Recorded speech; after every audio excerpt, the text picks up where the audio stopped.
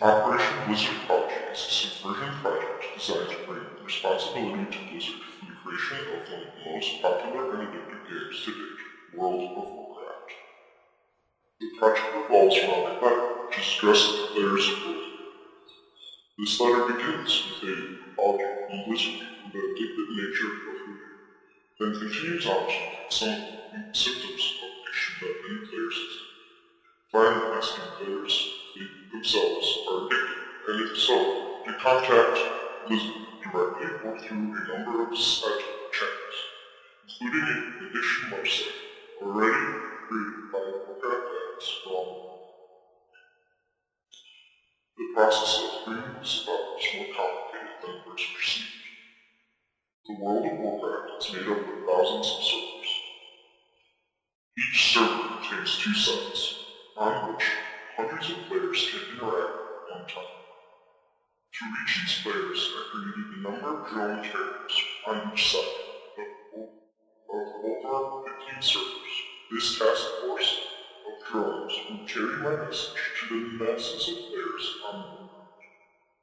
The biggest challenge to this project is how to reach as many players of Warcraft in the shortest and most efficient amount of time, and to look official and the answer came in the form of an in-game mailing system, which could be used to mail out with letters to all characters playing on one side of a server. This would provide an easy method of transport and an official look to the letter. However, there is one drawback. The mailing system requires in-game postage, a simple 30 copper to be exact. Yet all my drones start at level 1. With no money in the bank. So the question becomes how to acquire these funds, and the ironic answer is farming. A common practice in addictive behavior, farming is when a player takes a tomb and kills creatures and gathers resources for hours to level and obtain money. By perfecting a simple process, I was able to level each drone to the point of obtaining 1 gold, equivalent to about $3,000 in an hour's time.